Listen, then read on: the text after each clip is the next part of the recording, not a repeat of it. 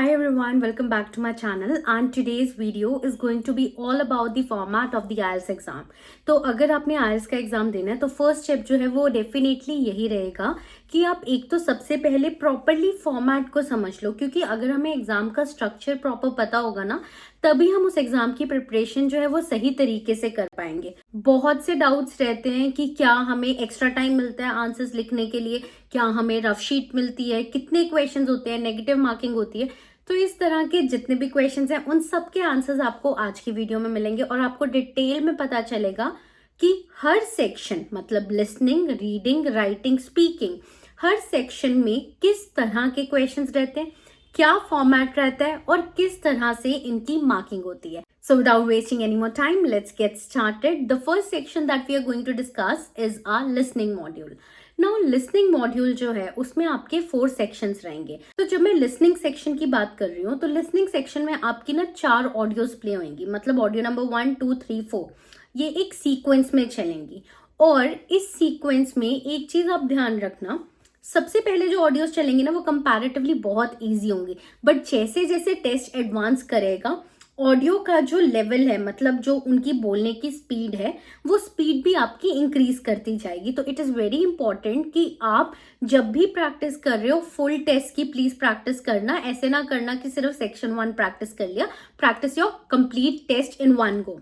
सो जब लिसनिंग का जो है एक तो उसमें 4 सेक्शंस रहेंगे और टोटल क्वेश्चंस जो रहेंगे वो रहेंगे आपके 40 questions. That means you will have total 40 questions and you have to attempt all the questions and there is no negative marking in any of the sections of the IELTS exam as per 2024. So ये जो है ये सबसे best part है कि कहीं पे भी कोई भी नेगेटिव मार्किंग नहीं एग्जिस्ट करती है IELTS के एग्जाम में। लिसनिंग की जब मैं बात कर रही हूँ तो एक तो हमें पता चल गया कि हमारे जो सेक्शंस जैसे जैसे एडवांस होंगे वैसे वैसे उसमें उनकी स्पीड बढ़ेगी। दूसरा जो चीज हमें कॉन्फिडेंस में रहना है वो है कि क्या हम सारे एक्सेंट समझ पाते हैं, क्योंकि ऐसा कभी नहीं होगा कि पूरी की पूरी लिसनिंग ब्रिटिश एक्सेंट में आ गई या पूरी अमेरिकन में आ गई। आपके अलग अलग एक्सेंट्स जो हैं वो आपके इस लिसनिंग टेस्ट में टेस्ट होंगे। दैट मीन्स अमेरिकन एक्सेंट भी चलेगा, ब्रिटिश भी चलेगा, ऑस्ट्रेलियन भी चलेगा। So please when you are practicing practice all accents. अब एक्सेंट्स को प्रैक्टिस कैसे करना है, न्यूज चैनल सुन लो, BBC इंग्लिश सुन लो, ताकि आपको हर एक्सेंट को सुनने की प्रैक्टिस हो चुकी हो। अब देखो उसके बाद आता है कि क्वेश्चंस की टाइप्स क्या रहती हैं। अब टाइप्स में हमारे पास देखो एक तो सबसे सिंपल रहेगा, फिल इन द ब्लैंक्स रहेगा, सेंटेंस होएगा, कोई एक वर्ड होएगा, मिसिंग होएगा, वो आपको लिखना है और वर्ड को जो सुना है वो एज इट इज लिखना है, कोई उसमें चेंज नहीं करना है आपको। अगर वर्कर्स सुना है तो वर्कर्स ही लिखोगे, अगर वर्कर लिख दोगे तो आंसर इनकरेक्ट हो जाएगा। इस चीज का बहुत ज्यादा ध्यान रखना, जो चीज जैसे सुनी है उसको बिल्कुल वैसे का वैसा हमने लिखना होता है। एंड आंसर शीट पे जब भी आप लिख रहे हो प्लीज कैपिटल लेटर्स में लिखना। Now other thing that comes over here in our mind is, क्या हमें एक्स्ट्रा टाइम मिलता है आंसर्स लिखने के लिए? तो अगर आप पेन एंड पेपर वाला टेस्ट दे रहे हो तो आपको एंड में 10 मिनट्स एक्स्ट्रा मिलेंगे अपने आंसर्स मेन आंसर शीट पे कॉपी करने के लिए। आपको एक आंसर शीट मिलती है जैसे हमें स्कूल वाले टाइम पे मिलती थी ना, 1 to 40 तक का सीक्वेंस बना होता था और आगे ऑप्शंस लिखनी होती थी सिर्फ, तो आपको वैसी एक शीट मिलेगी। एक साइड पे रीडिंग होएगा और उसकी उल्टी वाली साइड पे लिसनिंग होगा। अब प्लीज ये ध्यान रखना कि जब आप फिल कर रहे हो तो एक बार पढ़ लो कि लिसनिंग के आंसर्स ही लिसनिंग वाली शीट पे लिख रहे हो ना। अगर आपने उल्टा पुल्टा कर दिया तो पूरा का पूरा आंसर्स जो है वो सारे गलत हो जाएंगे, ठीक है। तो अपनी आंसर शीट को पहले ध्यान से पढ़ लेना कि लिसनिंग वाली साइड पे ही लिसनिंग के आंसर्स अटेम्प्ट करना। अगर आपने पेन एंड पेपर वाला टेस्ट दिया तो आपको पूरी लिसनिंग खत्म होने के बाद 10 मिनट्स एक्स्ट्रा मिलेंगे, बट अगर आप कंप्यूटर बेस्ड दे रहे हो तो आपको एंड में कोई 10 मिनट्स एक्स्ट्रा नहीं मिलने वाले हैं। बट क्या होगा, जैसे जैसे आपका क्वेश्चन खत्म होगा आपको हर क्वेश्चन की ऑडियो चलने के बाद ही कुछ टाइम दिया जाता है जिसमें आप अपना आंसर जो है वो लिख सकते हो या मार्क कर सकते हो। So I hope this thing is clear. Now we come to the category of questions. हमने बात कर ली, एक तो हमारा फिल इन द ब्लैंक्स रहता है, दूसरा हमारा MCQs रहते हैं, उसके बाद हमारे मैच वाले रहते हैं कि हमें मैच करना होता है कि कौन सी इंफॉर्मेशन किसने कही थी। फिर उसके बाद कई बार आपको लेबलिंग वाले क्वेश्चंस भी आ जाते हैं। लेबलिंग वाले क्वेश्चंस लिसनिंग में इतनी प्रोमिनेंटली नहीं आते हैं। लेबलिंग के नाम पे जो चीज बहुत इंपॉर्टेंट आती है वो है हमारा मैप।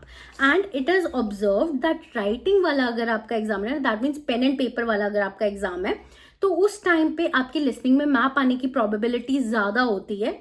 बट जब आप कंप्यूटर बेस्ड देते हो ना तो मैप लाइक 70% टाइम्स नहीं आता है। तो मोस्टली जितने भी स्टूडेंट्स ने एग्जाम दिया सबके में यही फीडबैक आया है। जिन्होंने कंप्यूटर बेस्ड दिया है, मेरे किसी स्टूडेंट को आज तक मैप नहीं मिला है, बट मैप आता है कंप्यूटर बेस में भी, बट मेरे किसी स्टूडेंट का आज तक नहीं आया है। और पेन एंड पेपर में most of the times like 90% of my students had a map based question. So practice your map based questions very carefully. अब इस पूरे listening को कैसे डील करना है, अगर आपको उसके लिए strategies चाहिए then please let me know in the comment section and I'm going to share it more in detail. And yes, अगर आपके स्पेलिंग्स गलत हैं रीडिंग में या फिर लिसनिंग में, आपका पूरा आंसर जो है वो इनकरेक्ट काउंट होगा। सो प्लीज अपनी स्पेलिंग्स की प्रैक्टिस प्रॉपरली करना। Now let's move on to the next section, that is our reading section. अब रीडिंग सेक्शन जो है वो आइल्स एकेडमिक और आइल्स जीटी का डिफरेंट होता है।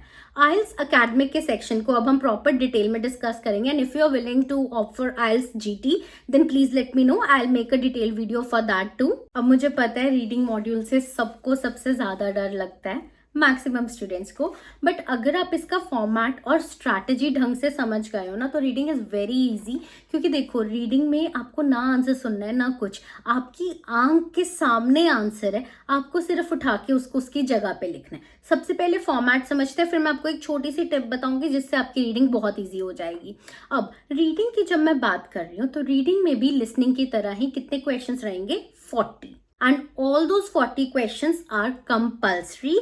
बट लिसनिंग में जैसे हमारे पास 4 सेक्शंस थे, आपको रीडिंग में कितने पैसेजेस मिलेंगे, टोटल 3 पैसेज मिलेंगे, राइट। और जो थर्ड पैसेज होता है वो मोस्ट ऑफ द टाइम सबसे ज्यादा कॉम्प्लिकेटेड होता है। तो आई ऑलवेज सजेस्ट कि start with your last passage first, but then that totally depends on you. And अगर आप किसी टीचर के साथ हो, you can discuss this with your teacher and your teacher will be able to tell you better कि आपके लिए कौन से वाली स्ट्रैटेजी जो है वो फॉलो जो है ज्यादा हो पा रही है।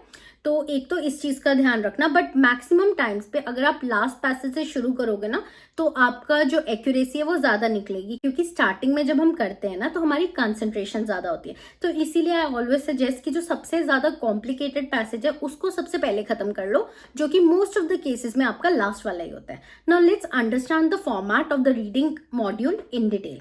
I've told you that there are 40 questions and all the questions are compulsory, and thankfully there is no negative marking once again, and this I believe is something that we all should be really happy about. That means कि अगर आपको कोई answer नहीं भी मिल रहा है ना तो गेस वर्क कर लो, ठीक है। और एक चीज का ध्यान रखना कि हमेशा ना सेंटेंस जो है आपका वो ग्रामेटिकली हमेशा करेक्ट होगा। अगर आपको कोई आंसर दिख गया है बट आपको लग रहा है कि यार ये नहीं है ना, ग्रामर के हिसाब से ठीक नहीं है, तो प्लीज एक बार अपना रीडिंग का पैसेज दोबारा से पढ़ लो, क्योंकि ग्रामेटिकली इनकरेक्ट आंसर पॉसिबल ही नहीं है। अब रीडिंग का जो आपका पैसेज रहेगा उसमें किस टाइप के क्वेश्चंस रहेंगे आपके, एक तो normal fill in the blanks रहेंगे। अच्छा, फिल इन द ब्लैंक्स में ना एक चीज की ध्यान रखना, लिसनिंग में भी और रीडिंग में भी, इंस्ट्रक्शन ढंग से पढ़ लेना। ऊपर ना एक हेडिंग सी छोटी सी ना सब हेडिंग टाइप बनी होती है, एनबी करके उन्होंने लिखा होता है, और एनबी के बाद उन्होंने बताया होता है write the answer in 1 word और write the answer in no more than 2 words। तो इस तरह से अपनी इंस्ट्रक्शन को क्लियरली पढ़ लेना। अगर उसने कहा है कि 1 word आंसर है तो मतलब आंसर 1 word ही है। अगर उसने लिखा है नो मोर देन 2 words तो मतलब 1 word भी हो सकता है, 2 words भी हो सकता है। नेक्स्ट हमारी जो कैटेगरी आती है वो आती है true false not given and yes no not given. अब देखो सुनने में हमें लगता होगा कि यार ये तो सेम ही है, तो ये 2 अलग कैटेगरीज क्यों है। इसमें ना डिफरेंस है। ट्रू फॉल्स नॉट गिवन जो है वो हमारा बेस्ड होता है फैक्ट्स पे, और येस नो नॉट गिवन तब होता है जब हमारा जो पैसेज है वो लिखा हो ऑथर के ओपिनियन के हिसाब से। तो इसीलिए अगर आपको question true false not given में पूछा गया, आंसर भी उसी फॉर्म में रहेगा, येस नो नॉट गिवन वाला उसी फॉर्म में रहेगा, and you can not right your answer in short forms. True को आप टी नहीं लिख सकते हो, येस को आप वाई नहीं लिख सकते हो, आपको पूरा वर्ड लिखना है, ठीक है। एक तो इस चीज का प्लीज ध्यान रखना, क्योंकि वरना बेमतलब पे आपका आंसर जो है वो इनकरेक्ट हो जाएगा। इसके बाद हमारी कैटेगरी आती है list of headings, list of researches, जो सबको सबसे ज्यादा मुश्किल लगती है। इसमें हमें क्या करना होता है, हर पैराग्राफ को, अब एक पैसेज में काफी सारे पैराग्राफ्स होते हैं, आपको हर पैराग्राफ के लिए चूज करना होता है कि इसके लिए कौन सी हेडिंग सूटेबल है, मतलब कौन सी हेडिंग है जो इस पैराग्राफ के लिए सबसे ज्यादा सुटेबल है, इसमें सबसे ज्यादा बात किसके बारे में की गई है। तो प्लीज सिर्फ कीवर्ड पे रिलाय मत करना, क्योंकि आंसर्स गलत हो जाते हैं। मैं कैप्शन में यहाँ पे डिस्क्रिप्शन बॉक्स में लिंक कर दूंगी वो वीडियो जिसमें मैंने बताया कि लिस्ट ऑफ हेडिंग्स कैसे करनी है, प्लीज उसको देखना एंड उसी को फॉलो करना। ओके, अब इसके बाद हमारे पास फिर बाकी तो सेम ही रहते हैं। मैच वाला हो गया कि आपको मैच करना है, कौन सी चीज किसके साथ जा रही है, ये वाले आपके क्वेश्चंस हो जाते हैं।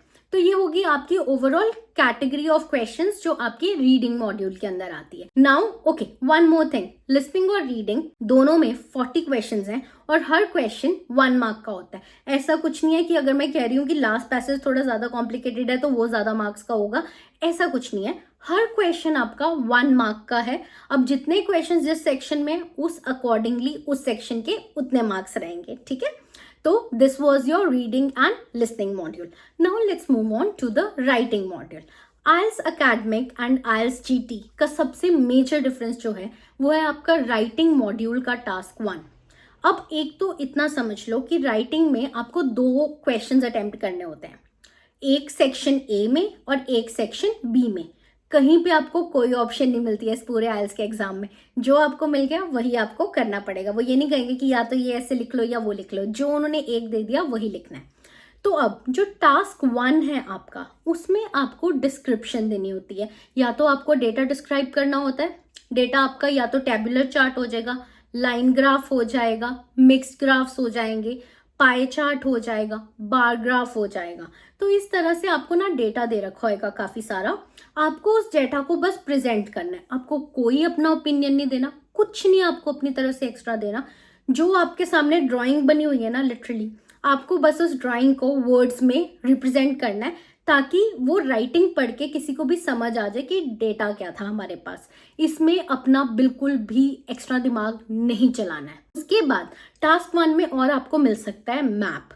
अब मैप कैसे है, ऐसा नहीं है कि इंडिया का मैप बना होगा या कुछ, ऐसा कुछ नहीं है। मैप का मतलब ये है कि कोई भी ना आपको 2 मैप्स दे रखे होंगे, मतलब डायग्रामेटिक रिप्रेजेंटेशन टाइप दे रखा होगा, या तो कि ये चीज पहले ऐसी होती थी अब ये ऐसी होगी है। तो 2 चेंजेस वाले मैप्स दे रखे हैं और आपको उन मैप्स को देखते हुए आपको वो चेंजेस डिस्क्राइब करने हैं। फॉर एग्जाम्पल मान लो एक चंडीगढ़ का मैप बना हुआ है 2005 का और एक बना हुआ है 2024 का। आपको उन दोनों के बीच के डिफरेंसेस जो हैं वो अपने राइटअप से प्रॉपर एक्सप्लेन करने हैं। और टास्क 1 के लिए आपको लिखा होता है write no less than 150 words. That means 150 से कम नहीं लिखना है। ज्यादा लिख सकते हो but I would suggest you कि सेफ साइड रहो और 180 लिखो। 180 से ज्यादा प्लीज मत लिखना, क्योंकि 1 आवर मिलेगा। तो ये हो गया आपका टास्क 1। उसके बाद आता है आपका टास्क 2। टास्क 2 में आपको अपनी क्रिएटिविटी दिखानी है।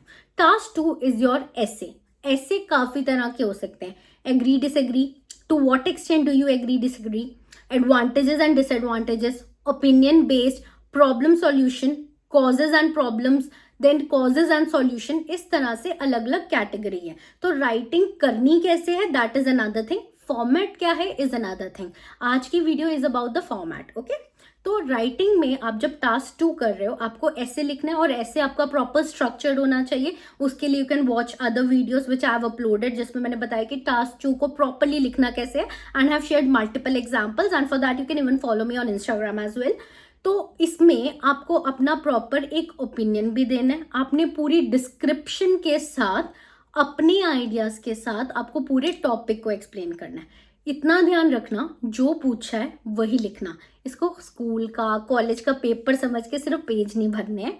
जो पूछा गया उतना लिखना है और उसके नंबर मिल जाएंगे। वोकैबुलरी यूज करनी है बट बहुत ज्यादा हाई फाई भी नहीं करनी कि जो हमें करनी ही नहीं आती हो। अब अगर किसी को लग रहा है ना कि पहले टास्क को 3 में से रैंक करेंगे, दूसरे को 6 में से, ऐसा नहीं होता है।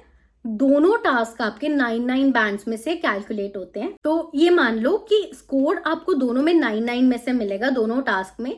बट उसकी जब एवरेज निकाली जाएगी तो फर्स्ट टास्क जो है उसकी वेटेज 1 टाइम है और टास्क 2 की वेटेज जो है आपकी वो 2 टाइम रहेगी, और इस हिसाब से आपकी एवरेज बन जाएगी। ठीक है, पर आपने इक्वल फोकस देना है दोनों टास्क पे। Okay, now let's move on to the next section, that is your speaking section. अब स्पीकिंग सेक्शन के आपके 3 पार्ट्स होते हैं, पर तीनों पार्ट्स आपके एक ही गो में होते हैं। ऐसा नहीं है कि पार्ट 1 एक दिन, पार्ट 2 दूसरे दिन, ऐसे नहीं है। ठीक है, पार्ट 1 में क्या होता है, पार्ट 1 में आपके बारे में क्वेश्चंस पूछे जाते हैं. For example, what is your name, where are you from, do you work or do you study, इस तरह के बेसिक इंट्रोडक्टरी क्वेश्चंस रहते हैं.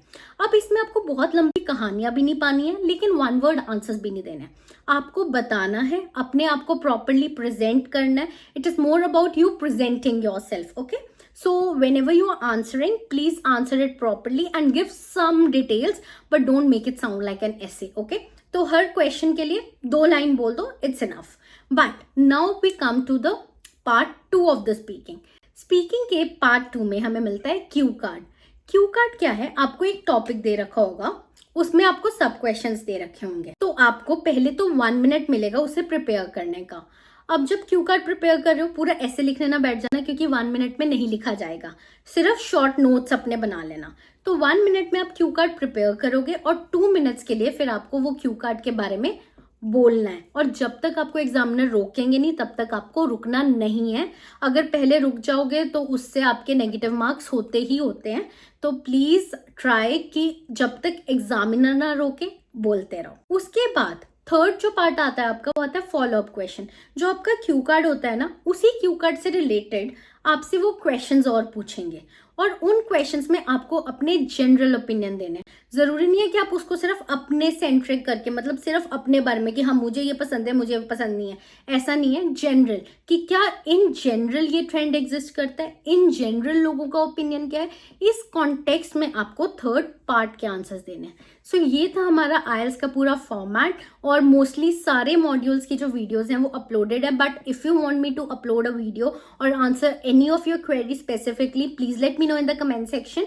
And if you want to join classes with me for all the modules or for one specific module, you can email me. I'm a certified IELTS trainer from UK, Australia, Canada.